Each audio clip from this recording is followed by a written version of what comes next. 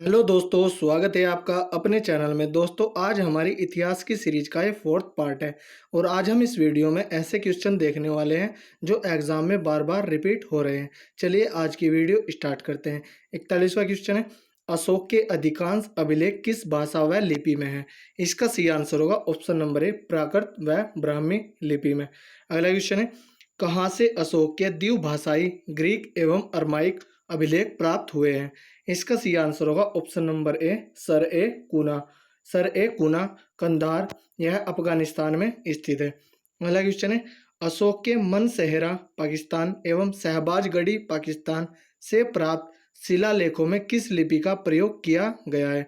इसका सही आंसर होगा ऑप्शन नंबर ए, ख्रोष्टी लिपि का। और ख्रोष्टी लिपि दाईं ओर से बाईं ओर लिखी जाती थी।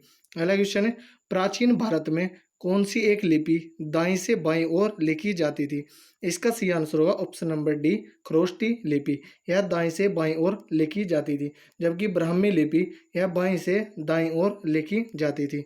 अगला क्वेश्चन है, हेलियोडोरस का बेस नगर अभिलेख संदर्भित है?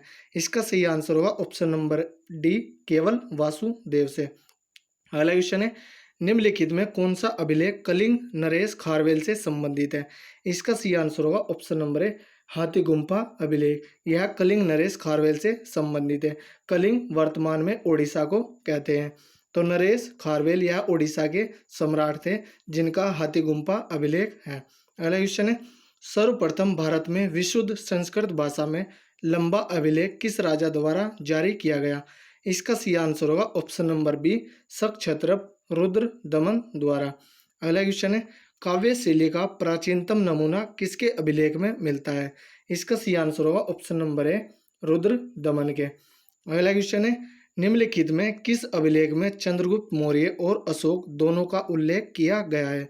इसका सही आंसर होगा ऑप्शन नंबर बी, महाक्षत्रप रुद्र दमन का जूनागढ़ अभिलेख। अगला क्वेश्चन देखते हैं।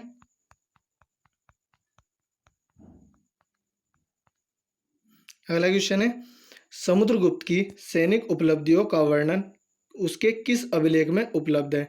इसका सही आंसर होगा ऑप्शन नंबर डी, प्रयाग के। प्रयाग प्रशस्ति अभिलेख में समुद्रगुप्त की सैनिक उपलब्धियों का वर्णन है। अगला क्वेश्चन है, प्रयाग प्रशस्ति अभिलेख का लेखक हरिसेन किस शासक का दरबारी कवि था? इसका सही आंसर होगा option number A, Samudragupta. Samudragupta का दरबारी कवि हरिसेन था जिसने प्रयाग प्रशस्ति अभिलेख को लिखा और जिसमें समुद्रगुप्त की जीतों का वर्णन है। अगला क्वेश्चन है, मेहरौली दिल्ली स्थित लौह स्तंभ का निर्माण किस सदी में हुआ? इसका सही आंसर होगा ऑप्शन नंबर सी, चतुर्थ सदी ईस्वी में। अगला क्वेश्चन है, दिल्ली के मेहरौली के कुव्वत उल इस्लाम मस्जिद के प्रांगण में स्थित प्रसिद्ध लौह स्तंभ किसकी स्मृति में है? इसका सही आंसर होगा ऑप्शन नंबर बी, चंद्रगुप्त द्वितीय। अगला क्वेश्चन है, सती प्रथा का पहला पुरातात्विक उल्लेख कहाँ मिलता है? इसका सही आंसर होगा ऑप्शन नंबर सी, एरन अभिलेख में। एरन अभिलेख में। एरन अभिलेख भानुगुप्त का है। अगला क्वेश्चन है, एरन अभिलेख का संबंध किस शासक से है? इसका सही आंसर होगा ऑप्शन नंबर डी, भानुगुप्त से। भानुगुप्त के एरन अभिलेख में सती प्रथा का उल्लेख मिलता है। अगला क्वेश्चन है, एहोल प्रशस्ति का रचयिता रवि कर्ती किस चालुक्य शासक का दरबारी कवि था? इसका सही आंसर होगा ऑप्शन नंबर बी, पुलकेशिन द्वितीय।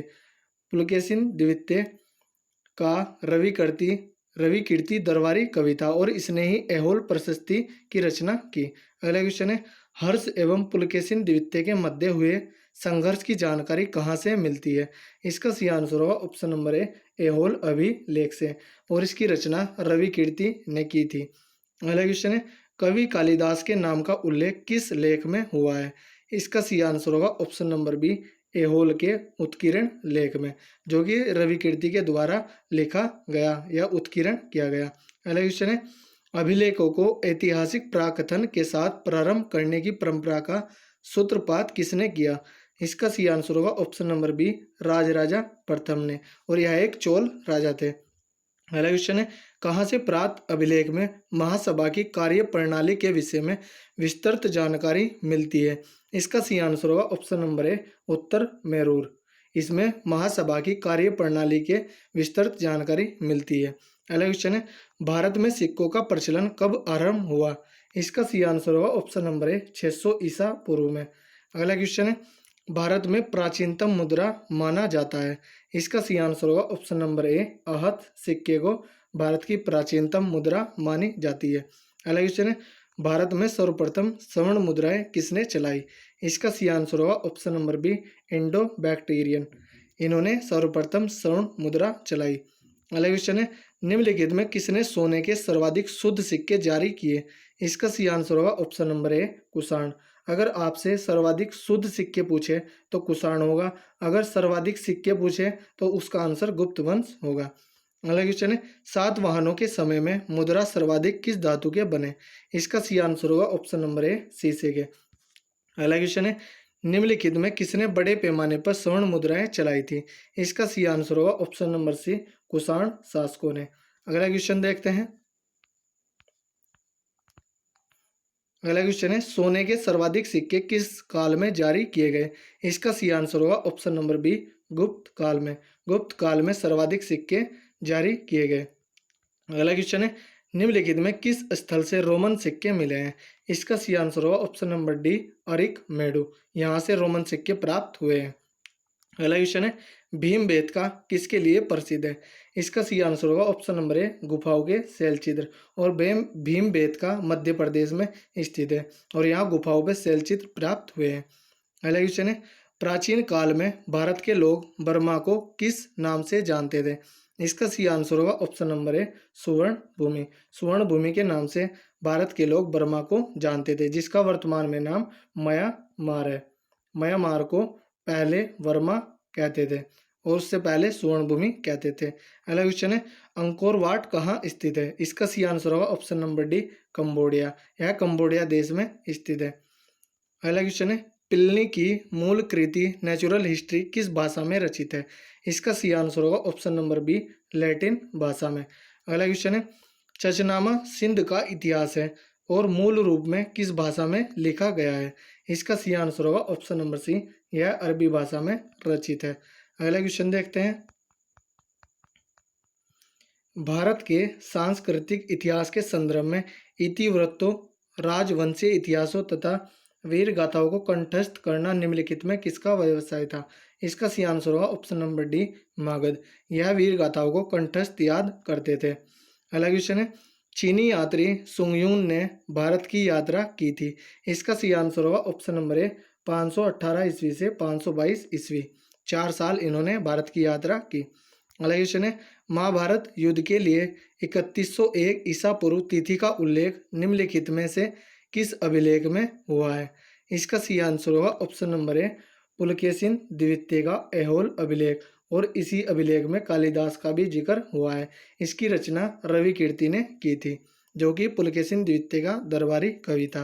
अगला क्वेश्चन है, रबातक अभिलेख संबंधित है।